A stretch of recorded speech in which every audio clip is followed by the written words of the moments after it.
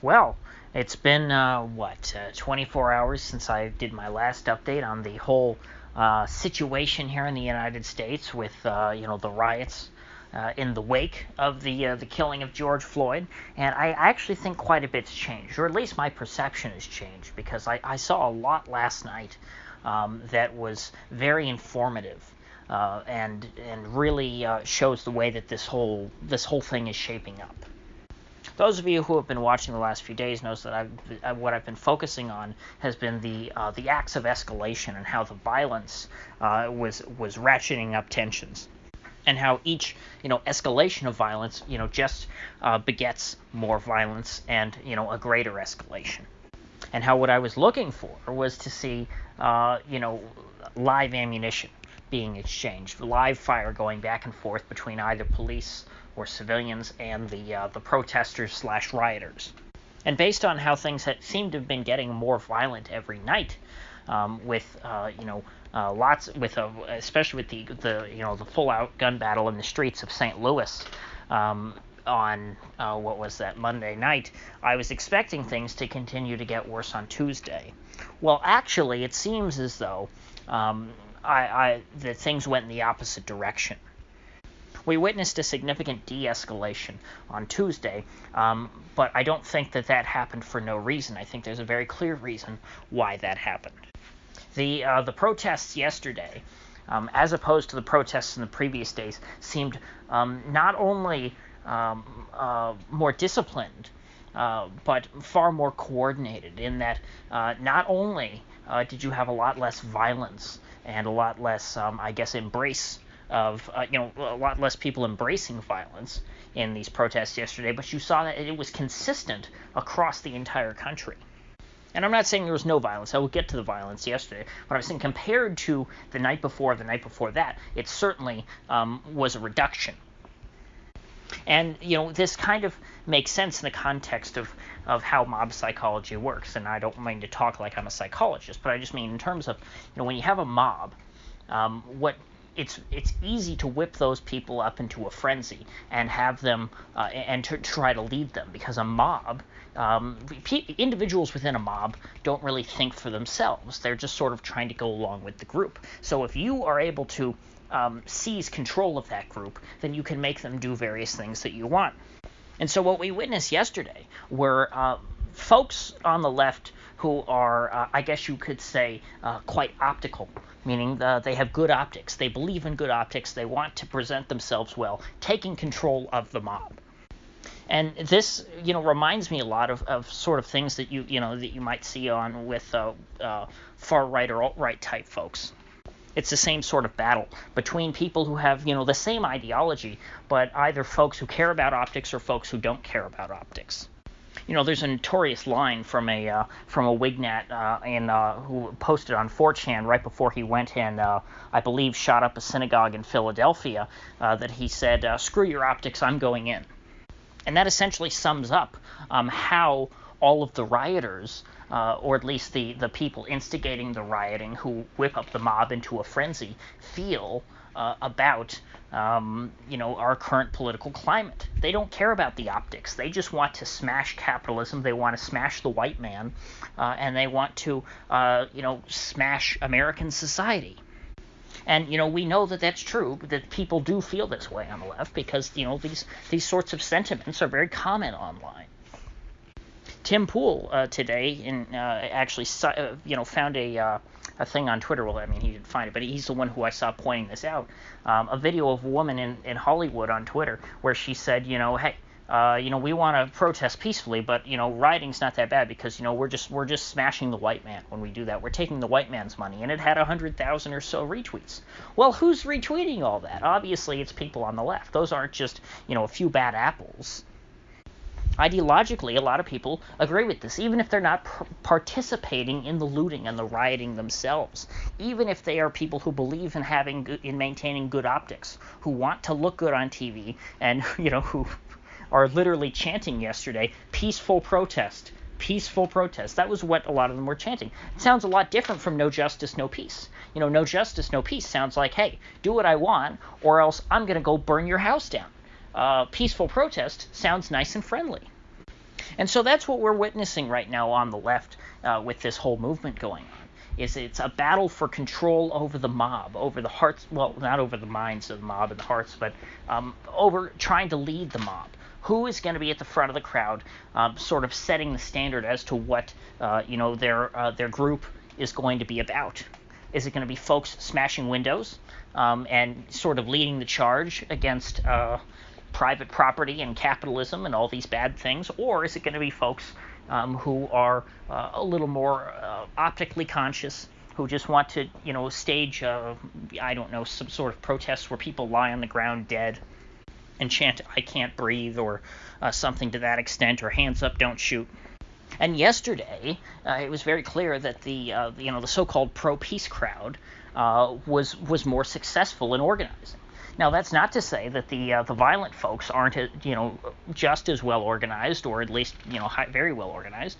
Something I haven't talked about much has been this spat of bricks showing up all around the country at various spots where there's supposed to be a protest, pallets full of bricks.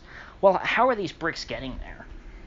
And at first it was just a few cases, so I didn't want to say much, but now it's happening in a lot of places in a lot of cities. Even where I live, a pallet of bricks showed up. And you know what? I live in Florida, and we don't even use bricks in construction, so why would a pallet of bricks just show up? That shows me that, somebody in a centralized location is planning this and distributing these bricks, and paying for them, because, even if you are a riot or a local group who wants to riot in my town, you wouldn't think to go out and buy bricks, because, I don't even know where I guess there's a place downtown that probably sells bricks, but, if you go to Home Depot here, you're not going to find bricks.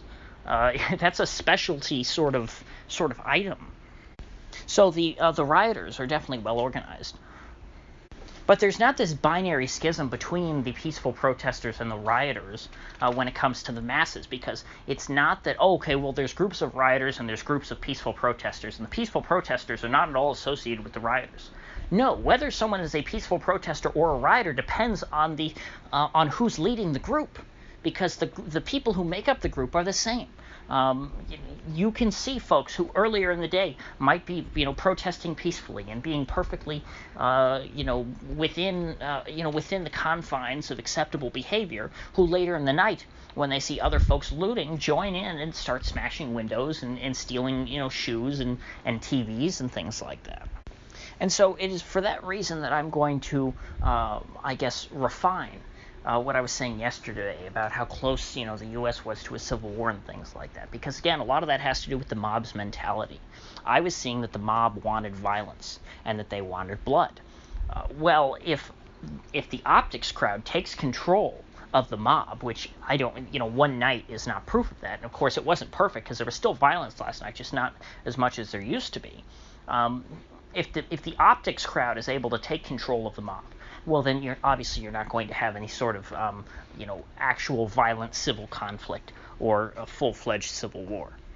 Because, the screw the optics crowd are accelerationists. That's, what they were trying to do is up the ante. They were trying to do, what I was warning against and saying that, hey, if you keep trying to lash out like this, the cops are going to crack down, because what they're betting is that, when that crackdown comes, when there are mass arrests, they're going to get good videos of cops beating up civilians, and they're going to, anger more people who are sitting at home and encourage them to get off their couch and go out and try and fight for freedom as they see it. But if that conflict doesn't occur early on, it takes, the conflict has to build on itself, and so if the pro-optics crowd is able to calm all that down, well then, things aren't going to get worse. And before, the pro-optics crowd really didn't seem to be much of a factor. They seemed to be very weak the last few days. It seemed like these protests very easily got out of hand, and that, violence very easily consumed them.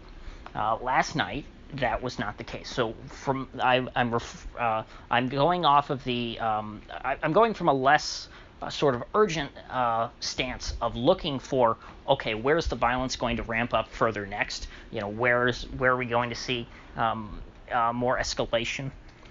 To a stance of watching, is the de-escalation going to continue? Because we've turned back a little bit. We came back from the brink a little bit last night. And so this battle between the anti-optics and pro-optics crowd, between I guess some people are trying to frame this as Antifa versus BLM, but really I don't know. I'm not sure that that's how you could characterize it, but that's how most people are characterizing this struggle right now. So tonight we'll need to see who comes out on top. Are the optics folks going to be more well organized, or are the more violent folks going to make a resurgence and take back control? But remember, either way, they both, from what I understand, have the same ideology. It's not like the folks who are following the optics crowd are upset by the looting. They just understand that doesn't help their cause as they see it. These are tactical differences, okay? And, a big thing on the left is respecting the diversity of tactics. Well, right now, the optics crowd cannot respect the diversity of tactics so long as, the rioters are putting them in a bad light. And in fact, I guess it's that doctrine of respecting the diversity of tactics that has, impaired the protest movement so far, to the extent that, there were people who wanted to do this somewhat peacefully. And so yesterday might mark a turning point for the left more broadly. Perhaps it represents a movement away from, maintaining a respect for the diversity of tactics, as they call it. A great euphemism for, hey, if you don't want to murder people and smash windows, well then, that's fine, but you can't criticize other people for doing that. That sort of, nonsensical approach may be out the window. But one night, a revolution does not make. So we'll see how things turn out tonight and for the rest of the week. Maybe if things start to calm down, I could get caught up on talking about other stories other than, this whole riot protest movement. But for now, if you gain anything of value out of this video, I'd appreciate you clicking that like button and sharing this video. And if you haven't already, please do subscribe, because I do upload every day and I'd hate to have you miss one. So I'll see you folks back here tomorrow.